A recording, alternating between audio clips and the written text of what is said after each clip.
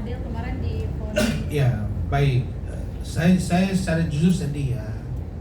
Karena dituntut 12 tahun ya dan divonis 9 tahun. Denda 1 miliar. Saya nggak habis pikir juga. Kok sampai 9 tahun divonis? Kan latar belakang Loli ini kan bukan baik-baik amat gitu loh. Saya kan sudah pernah bilang sama kalian bahwa Loli ini istilahnya bukan orang pertama laki-laki yang ada dalam hidup dia, dalam hal ini Fadel. Fadel, ya kalau bisa saya bilang dia dapat sialnya. Dan bukan saja Fadel yang dapat sialnya, saya dan Bu Ade juga dapat sialnya. Saya dipukul, saya dilaporkan, dan Fadel ternyata harus menjalani hukuman 9 tahun. Nanti ada pembebasan bersyarat, mungkin ada pengurangan hukuman, tapi kan paling tidak 6 tahun dijalani kan. Nah, saya jujur prihatin dan kasihan. Kemudian yang 1 miliar itu nggak mungkin bisa dibayar orang tuanya, nggak mungkin. Orang tua Fadel, maka kalau orang tua Fadel ibunya pingsan, saya lihat di berita itu pingsan karena divonis 9 tahun dan denda 1 miliar. Ya, ibu yang mana sih yang nggak pingsan? Sampai harus dibayar 1 miliar. Kalau tidak dia subsidi 6 bulan kalau saya nggak salah. Tapi yang agak mengherankan saya sebenarnya, waktu itu saudari Fitri Salhuteru pernah bertelepon dengan saya ketika Fitri akan menjadi saksi meringankan bagi Fadil. Dan Fitri bilang ke saya, Bang Rasman, saya dapat info katanya Loli mencabut keterangannya di persidangan. Saya tanya yang dicabut apanya? Fit, katanya dia mencabut bahwa tidak benar dia melakukan aborsi. Itu pikiran saya pada waktu itu, begitu disebut Fitri, wah berarti agak lebih ringan ini gitu. Tapi ternyata ketika diputus dan penjelasan dari kuasa hukumnya Fadel, dalam hal ini saudari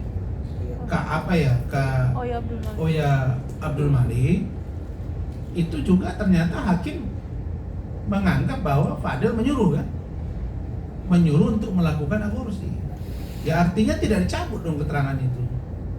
Ya makanya kena 9 tahun.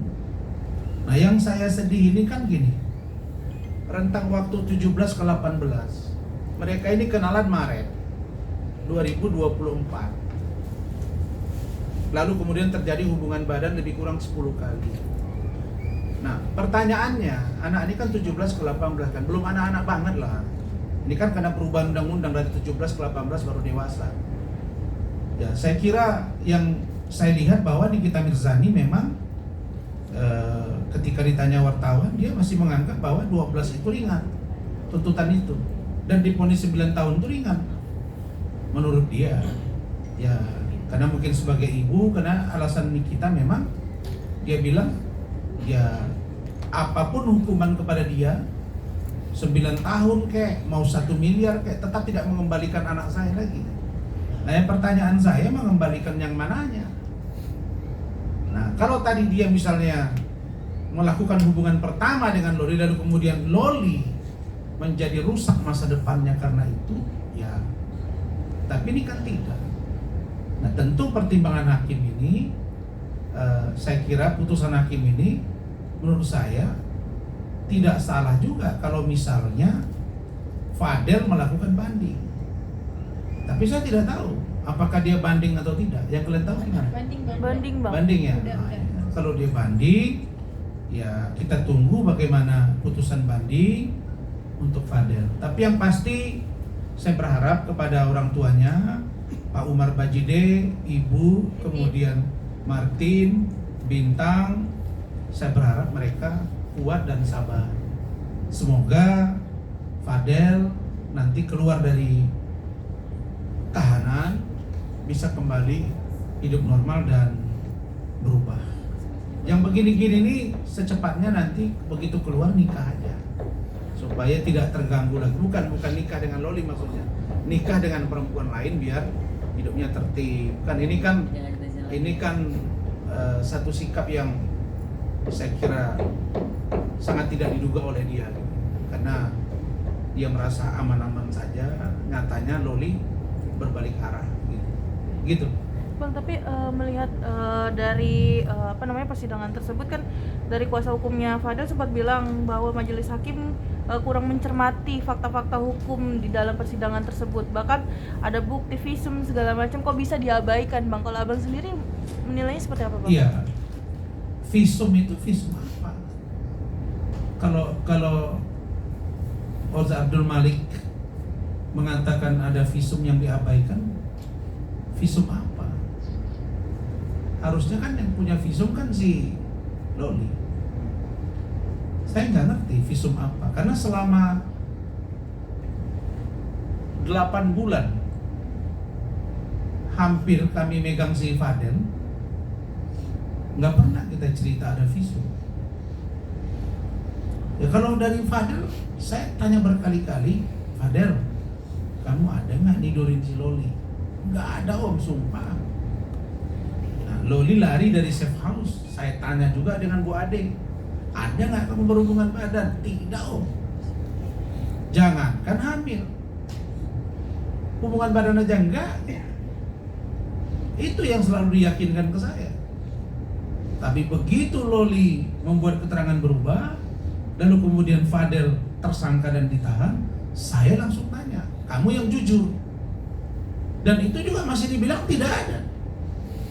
Baru dia mengakui perbuatan itu di persidangan.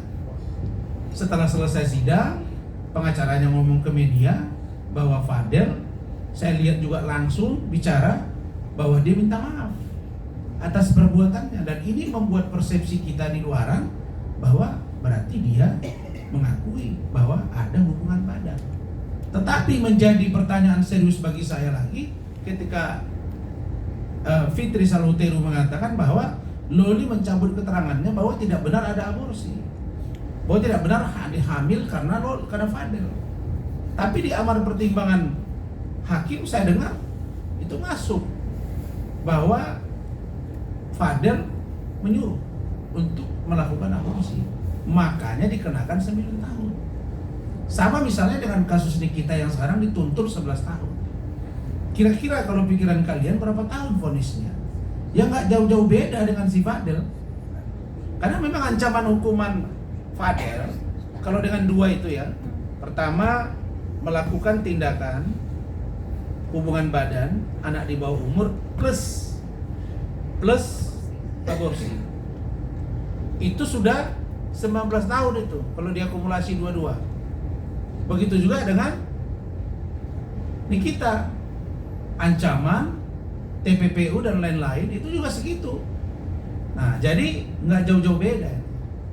Nah, jadi kalau bisa ya Nikita memaafkan Fadel, Fadel memaafkan Nikita, Reza Gladys memaafkan, biar enak sama enak. Kalau saya harapannya begitu, tidak usah lagi saling hantam kiri dan kanan. Jadi kalau Nikita misalnya kelihatan happy di depan media dan kalian semua itu ya, tapi saya meyakini bahwa di dalam hatinya tidak seperti itu. Tapi tentu dia akan berusaha tegar karena dia punya anak. Apakah saya prihatin kepada Nikita? Sangat prihatin. Dan dari awal kan saya sudah bilang, kenapa kok hanya Nikita saja kan? Itu siapa yang suruh, siapa yang mendorong, kenapa nggak diproses? Tapi udahlah, it's okay itu. Biar urusan peradilan yang berjalan. Karena Nikita juga bilang, udah saya udah nggak mau pusing, ini udah selesai. Urusan jaksa, tuntut menuntut, saya ingin fokus kata dia. Ya udah kita doakan. Oke? Oke, Thank you. Bang.